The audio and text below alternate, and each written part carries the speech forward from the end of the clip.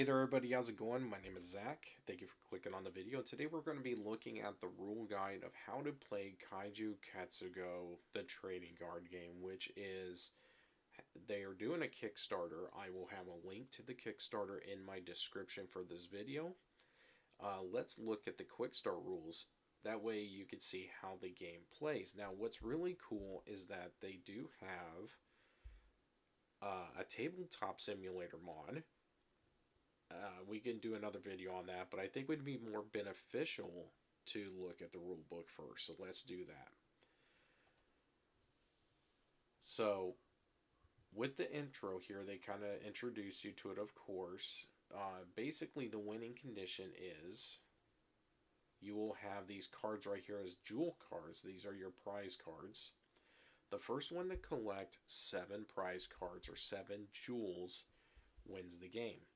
Now there's also 7 jewel types, which are like your elements. You have your air, earth, electric, fire, flora, water, and plasma. Now everything, all the ones except for plasma, have 3 subtypes, and that does matter, and it adds another depth to the game that I think is really cool.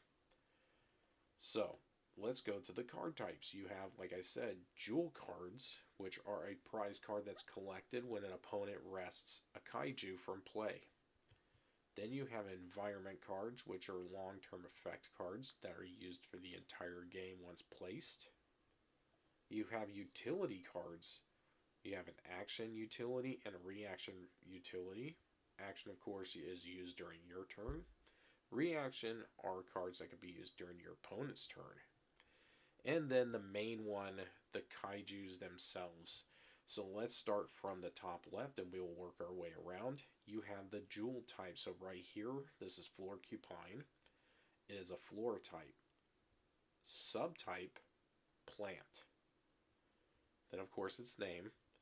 Then right here is its vulnerability. So for this, for example, it's a flame and volcanic is what it's invulnerable to, or vulnerable to. Its energy, which is essentially like its health points, so it has 9 energy. Its abilities, so it's got ground cover and synthesis. If we look right here, they'll tell you what type of actions they are. So it's a ground cover is a passive, synthesis is a support ability. Pre-ascension, meaning Florcupine right here is an ascended one. It's the base ascension is origin. Ascended one is the next step up. So in order for you to become your guy to be a Florcupine, it had to be a porcupine first. So showing here, you needed a porcupine and you needed to wrest a water liquid kaiju from your hand. We'll get more into ascensions later. And then here there's different conditions for descending as well. And then as well as charges, which certain types of kaiju have to deal with charges. Usually it's the electric type. Now we're looking at setting up a game. So if we look here, we'll go step by step. Step 1, the gathering. So each player gathers and organizes. So you start with a 53 Kaiju Ketsugō card deck. And then you have, in one spot, and then you have 7 jewel cards in the other. So together, they make 60 cards. Then of course, make sure you can track your energy, so your hit points of your monsters. And then of course, a playmat, optional. If we look at the zones here, this triangular formation is pretty cool, but we'll start with the jewel deck here, and then we'll work our way around. So you got your jewel deck here, and in fact we'll go here. You notice that it says collected jewels. So when you rest your opponent's kaiju, you then will take a jewel from the jewel deck, flip it over, and put it on the collected jewel pile. It does matter what which jewel is on top, because there are certain cards like kilo jewels that have abilities if they are the ones that are on top. You got your primary space here. You also have your supports right here. You have 2 support spots. Now Kaiju will be able to go into there, and then they can use their support abilities. In the middle, you have your environment, which we have discussed is a long-term permanent card, basically, until it's removed. You have a space here for your deck, and your rest pile, which is your discard pile.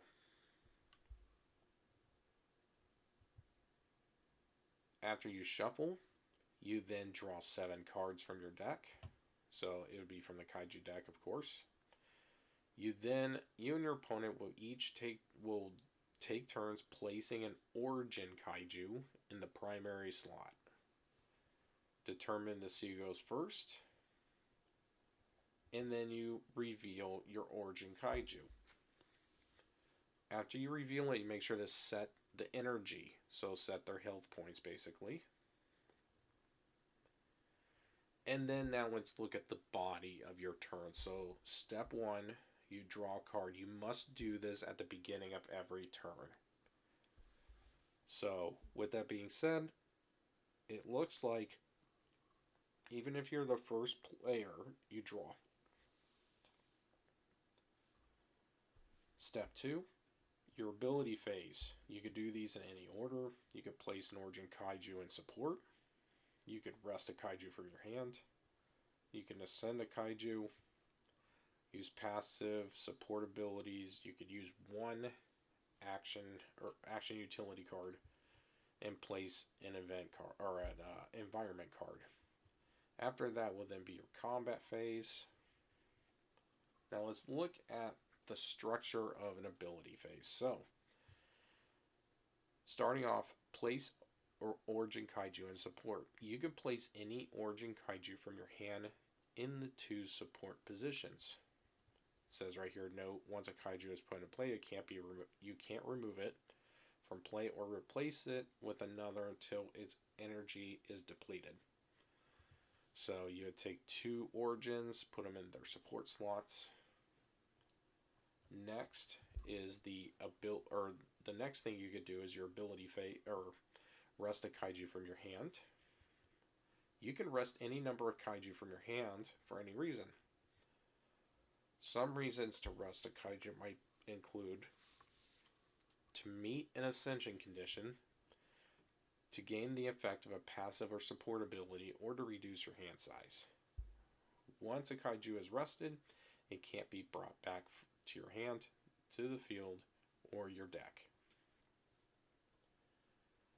If you would like to try to ascend a Kaiju, it shows right here that you must rest the ascension condition on the Kaiju 1 Kaiju and place the ascension Kaiju on the top of the origin Kaiju. The Kaiju's energy becomes the value of the new card. So, not to complicate things, but basically you would then consult. Let's go up.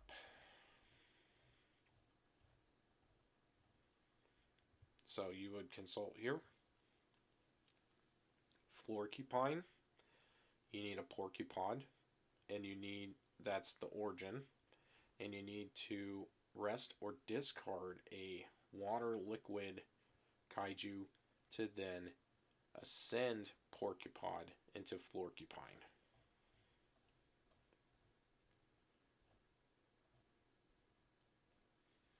Now, note, a Kaiju must be in play for 1 full turn before it can ascend or descend. Some Kaiju can ascend again to an ascended 2 Kaiju. Ascending a Kaiju counts as putting a new Kaiju into play, so you must wait until your next turn to ascend it again, so you can do it once. Next, or what else you could do is use your passive abilities. So you can use the passive abilities of Kaiju in the primary and support. Most of them can be used during your turn, while others work all the time even without you using them. So they're showing, for example, Burnout's Molten Crag, which is passive. Once per turn, it may switch positions with a Earth Kaiju. It shows right here that it's going to go from the primary to support with Rock Walla. You can also use support abilities. So if we look at Blossom, has a support ability. It may give 2 energy to a fire kaiju in primary each turn. So if we look here, Blossom has 8 energy. It is going to then essentially deal 2 damage to itself to give 2 energy to Burnout.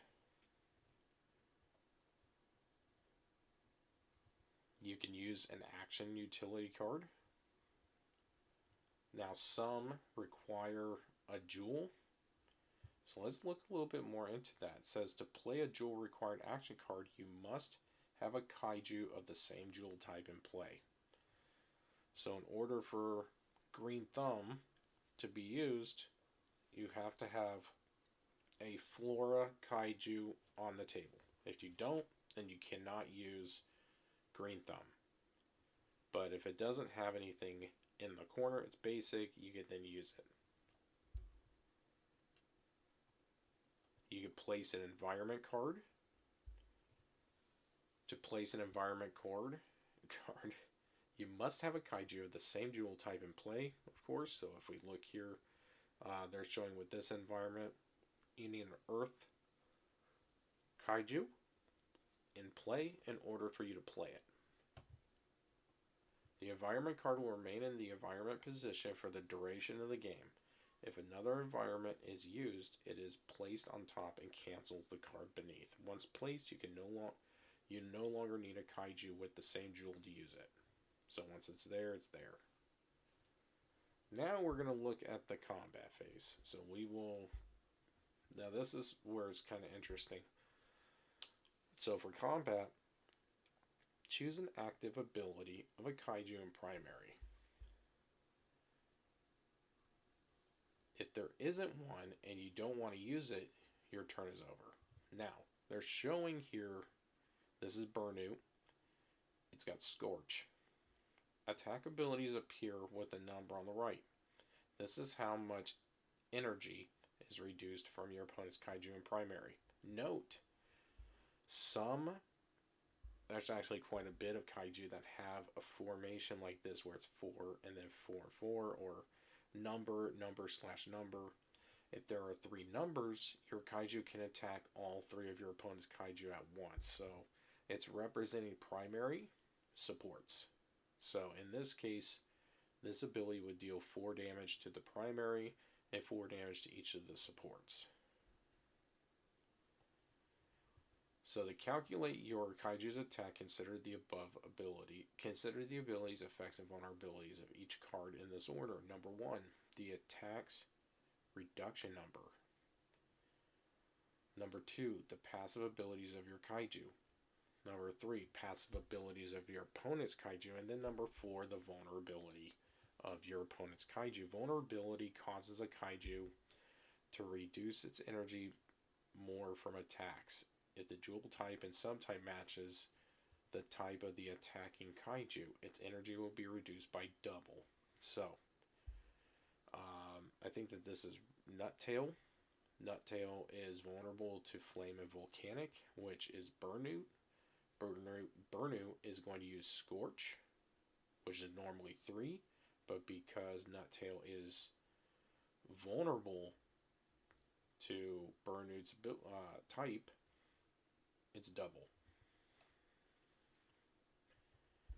Now applying the attack. When applying the attack, your opponent will subtract it from their card's energy.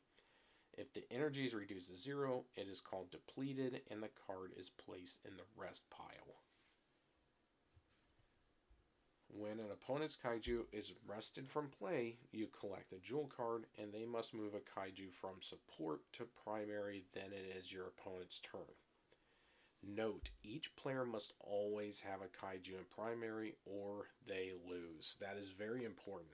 This needs to be like super bold. So let's say that I just played one. Actually, this is a perfect example. This player here did not have any support. Burnout shoots and defeats Nuttail. This player has no available origin in play, thus that player is defeated. So the victory conditions, there are 2 ways to win a game of Kaiju Ketsugō. Be the first player to collect all 7 jewel cards, or rest your opponent's primary when they don't have a support to move up. Your opponent's ability phase, they can use 1 reaction utility. So that's when, if they have, of course, a utility reaction, they then can play it on your turn, vice versa. If you've got one, you play it on their turn. Same thing, jewel requirement or basic. So you want to make sure to look at the top right. You can only play 1 reaction utility card per turn. Now they're talking about descension. So descension, to descend a kaiju, rest the descension condition of the ascended kaiju. The descension condition can be found on the panel below its energy and vulnerability. So right here, if you want to descend Iglagriz, you would then need to rest a Dendrop and a Flame Fire kaiju. When descending a kaiju, place the origin kaiju from beneath it on the top. The kaiju's energy becomes the value on the new top card, which is quite interesting for ascension and descension to reset. It just seems like they reset their energy. But also, it says right here in the note, kaiju must be in play 1 full turn before it can ascend or descend. Descending a kaiju counts as putting a new kaiju into play, so you must wait until your next turn to ascend it again. So if you think about it, it's what they call, in a lot of trading card games, summoning sickness. Now this is the advanced rules, because that was, congratulations. You just lasted through the basics with me. Now let's look at the advanced. Now for me, I made a deck that is electric, and of course I picked the most complicated stuff because they deal with charges. So now let's look at charges. Electric kaiju have an extra resource called charges, or C. A kaiju with charges will have the active abilities that uses their charges. They will be expended in multiples from the base amount on the card. So let's look at Bolt on Protrot. Bolt costs 3 charges, and it does 4 damage. Protrot starts with 4 charges. If Protrot had 6 or more charges, it can attack for double. So in this case, Bolt uses multiples of 3 charges, meaning that for every 3 charges Protrot expends, it can reduce the opponent's kaiju energy by 4. So if I had 6, I then deal 8 damage. So there's a kind of a blessing and a curse when it comes to charges. Now voltage drop. When a positive or negative electric kaiju's charges are depleted, its energy is depleted also. And that's where it's the glass cannon, double-edged sword. If I run out of charges, then my electric kaiju, either positive or negative, is defeated. You then get a jewel card. And then, of course, there's more rules to it. There's mulligan, first player turn, the advanced rules here. In fact, let's look at first turn. Cannot use an active ability okay, so the player who goes first cannot use an active ability on their first turn. An opponent cannot use a reaction ability. Oh, okay. And then you've got some definitions on keywords. And with that, that is the very start to your adventure of Kaiju Ketsugō. I hope that you do check it out. It is a very fun game. And I want to thank you so much for lasting with me and checking it out. So with that being said, I hope that you have a nice day, and I hope to see you on the next video. Goodbye.